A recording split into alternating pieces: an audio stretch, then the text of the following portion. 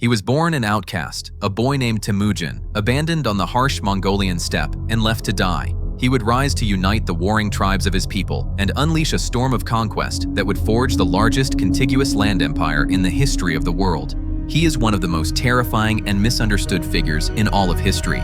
This is the story of the man who became the Great Khan. This is the full story of Genghis Khan and the Mongol Empire. The world of the young Temujin was one of brutal, endless warfare between nomadic tribes.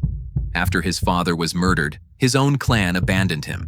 But through sheer will, charisma, and ruthless strategy, he clawed his way back from nothing. He forged alliances, crushed his rivals, and brought the scattered Mongol tribes under a single banner for the first time in history.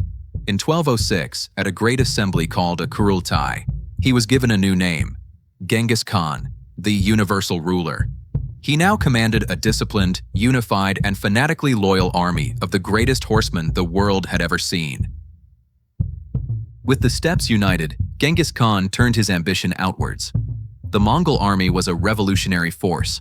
Every soldier was a master horse archer, able to fire a powerful composite bow from the saddle, creating a mobile storm of arrows that no infantry could withstand. Their discipline was absolute, their tactics were brilliant, and their use of terror was a deliberate strategy.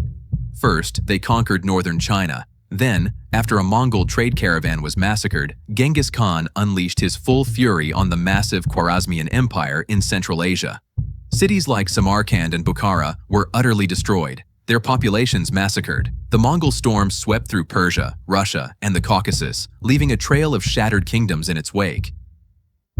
Genghis Khan died in 1227, but the conquest continued under his sons and grandsons, like Ogedei and Kublai Khan.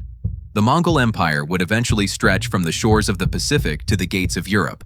But the Mongol Empire was not just about destruction. After the conquests, they established the Pax Mongolica, the Mongol peace.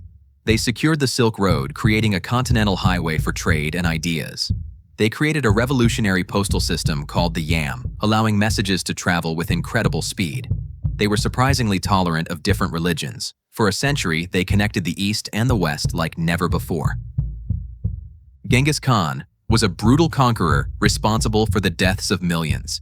He was also a brilliant leader and administrator who unified a nation, created a legal code, and built an empire that connected the world. His legacy is one of both terror and trade, destruction and connection. But the very interconnectedness that the Mongols created would have one final, horrifying consequence. The peace of the Pax Mongolica would allow not just goods, but a deadly disease to travel the Silk Road, unleashing the greatest plague in human history.